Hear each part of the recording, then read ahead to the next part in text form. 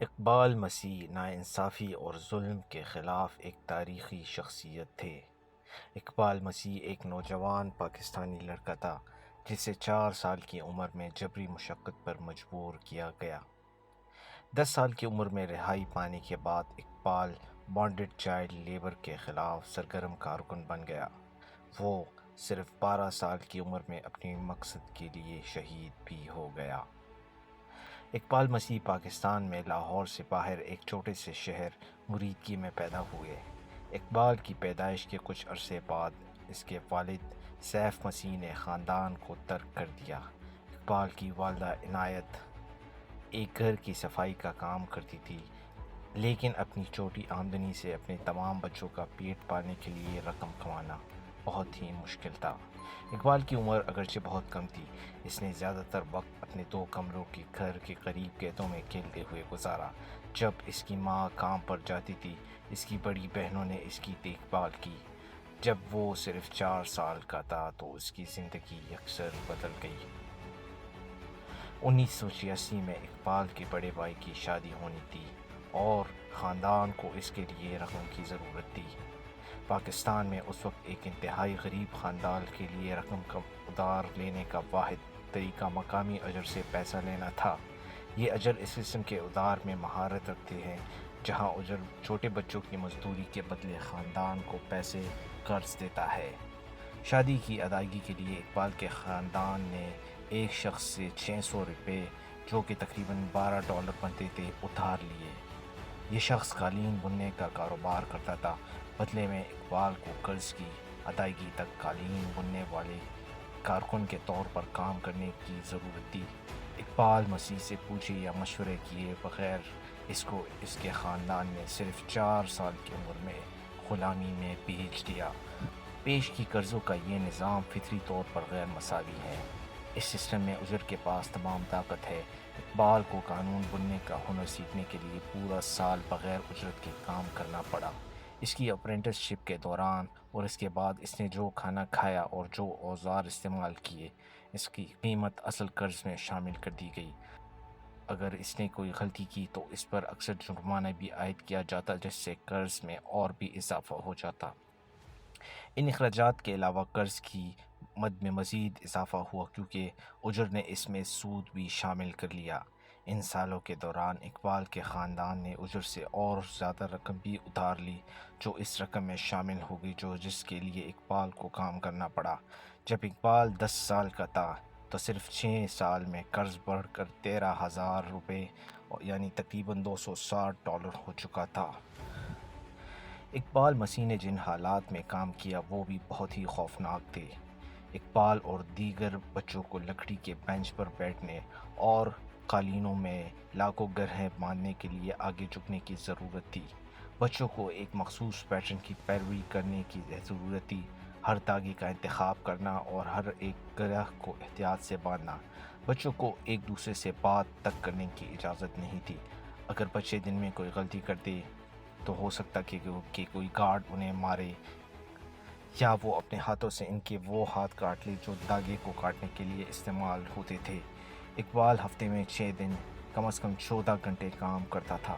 جس کمرے میں وہ رہتا تھا وہ بہت ہی گرم تھا کیونکہ اون کے معیار کو بچانے کے لیے کھڑکیاں نہیں کھولی جا سکتی تھی۔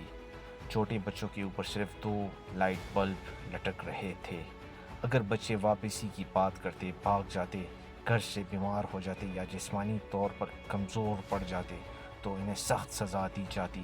سزا میں سخت مار پیٹ، گھر کے سے جکڑے جانا، تاریک کوٹری میں تنہائی کا طویل عرصہ الٹا لٹکایا جانا شامل تھا۔ اقبال نے اکثر یہ باتیں کی اور اس کے جواب میں اس نے بے شمار سزائیں بھگتی۔ قالین بننے والے کے طور پر 6 سال کام کرنے کے بعد اقبال نے ایک دن bonded labour federation front BLLF کے اجلاس کے بارے میں سنا جو اقبال جیسے بچوں کی مدد کے لیے کام کر رہی تھی۔ کام کے بعد اقبال میٹنگ میں شرکت کے لیے چلا گیا۔ میٹنگ میں اس کو معلوم ہوا کہ پاکستانی حکومت نے 1992 میں پیشگی کو غیر قانونی قرار دے دیا تھا۔ اس کے علاوہ حکومت نے ان اجروں کے تمام واجب الادا قرضے بھی منسوخ کر دیے۔ یہ بات سمجھ جانے کے بعد اقبال جانتا تھا کہ وہ آزاد ہو سکتا ہے۔ اس نے BLLF کے صدر ایشان اللہ خان سے بات کی، جس نے اس کی کاغذی کارروائی حاصل کرنے میں مدد کی، جو اسے اجہر کو یہ دکھانے کے لیے درکار تھی کہ اب وہ اسے آزاد کرے۔ لیکن اقبال صرف اپنے آپ کو آزاد کرنے پر مطمئن نہیں تھا، اقبال اپنے ساتھی کارکنوں کو بھی آزاد کرنے کے لیے کام کرنا چاہتا تھا۔ آزاد ہونے پر اقبال کو لاہور کے ایک BLLF اسکول بھیج دیا گیا۔ اس نے بہت محنت سے مطالبہ کیا، 4 سال کا کورس صرف 2 سال میں مکمل کیا۔ اسکول میں اقبال کی فطری قائدانہ صلاحیتیں تیزی سے عیاں ہوئی اور وہ مظاہروں اور میٹنگوں میں شامل ہو گیا جو چائلڈ لیبر کے خلاف لڑتے تھے۔ اس نے ایک بار فیکٹری کے مزدوروں کو ایک ہونے کا کہا تاکہ بچوں سے ان کے کام کرنے کے حالات کے بارے میں سوال کر سکے۔ یہ ایک بہت خطرناک مہم تھی، لیکن اس نے جو معلومات اکٹھی کی اس نے فیکٹری کو بند کرنے اور سینکڑوں بچوں کو آزاد کرنے میں مدد دی۔ اقبال نے BLLF کے اجلاسوں اور پھر بین الاقوامی کارکنوں اور صحافیوں سے خطاب کرنا شروع کر دیا۔ اس نے ایک بندھوا بچہ مزدور کے طور پر اپنے تجربات کے بارے میں بات کی۔ وہ ہجوم سے خوفزدہ نہیں ہوا اور اس یقین کے ساتھ بولا کہ بہت سو نے اس کی بات کا نوٹس لیا۔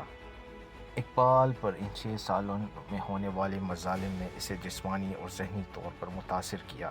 اقبال میں سب سے زیادہ قابل توجہ بات یہ تھی کہ وہ ایک انتہائی چھوٹا بچہ تھا جس کا سائز اس کی عمر میں ہونا چاہیے تھا، لیکن وہ اس سے آدھا تھا۔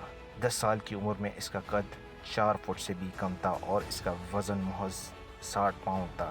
اس کے جسم نے بڑھنا بند کر دیا تھا، جسے ایک ڈاکٹر نے نفسیاتی بونا پن قرار دیا۔ اقبال کو گردے کے مسائل، ریڑھ کی ہڈی کے مسائل، انفیکشن اور گٹھیا کا بھی سامنا کرنا پڑا۔ بہت سے طریقوں سے اقبال کو بالغ بنا دیا گیا جب اسے قالین بننے کے لیے بھیجا گیا، لیکن وہ واقعی بالغ نہیں تھا۔ اس نے اپنا بچپن کھویا لیکن جوانی نہیں۔ اقبال کی بڑھتی ہوئی مقبولیت اور اثر و رسوخ کے باعث انہیں جان سے مارنے کی دھمکیاں بھی ملنے لگیں، لیکن اس نے دوسرے بچوں کو آزاد ہونے میں مدد کرنے پر توجہ مرکوز کی۔ اقبال نے ان دھمکی آمیز خطوط کو بالکل ہی نظر انداز کر دیا، لیکن اس کو پتہ نہیں تھا کہ موت اس کا تعاقب کر رہی ہے۔ اتوار 16 اپریل 1995 کو اقبال نے ایسٹر کے موقع پر اپنے خاندان سے ملنے کے لیے دن گزارا۔ اپنی ماں اور بہن کے ساتھ کچھ وقت گزارنے کے بعد وہ اپنے چچا سے ملنے گیا۔ اپنے 2 کزنوں سے وہ ملنے گیا۔ تینوں لڑکے موٹر سائیکل پر اپنے چچا کے کھیت میں اپنے چچا کو کھانے کے لیے لے گئے۔ راستے میں لڑکوں نے کسی کو ٹھوکر مار دی، جس پر انہوں نے ان تینوں لڑکوں پر شاٹ گن سے گولی چلائی۔ اقبال فوری طور پر گولی لگنے سے مر گیا۔ اس کے کزن میں سے ایک کو بازو میں گولی لگی جبکہ دوسرا اس حادثے میں بچ گیا۔ اقبال کو کیسے اور کیوں قتل کیا، یہ ایک معمہ ہے۔ اصل کہانی یہ تھی کہ ان لڑکوں نے ایک مقامی کسان کو ٹھوکر ماری۔ خوف زدہ اور شاید منشیات کی وجہ سے اس شخص نے لڑکوں پر گولی چلائی، لیکن ان کا ارادہ خاص طور پر اقبال کو قتل کرنے کا تھا۔ زیادہ تر لوگ اگرچہ اس کہانی پر یقین نہیں رکھتے، بلکہ ان کا خیال ہے کہ قالین کی صنعت کے رہنماؤں نے اقبال کے اثر کو ناپسند کیا اور اسے قتل کرنے کا حکم دیا۔ ابھی تک اس بات کا کوئی ثبوت نہیں کہ یہ اصل میں کیا معمہ ہوا تھا۔ 17 اپریل 1995 کو چائلڈ لیبر کے خلاف اٹھنے والی اس عظیم آواز کو سپرد خاک کر دیا گیا، جس کے جنازے میں تقریباً 8,000 سوگواروں نے شرکت کی۔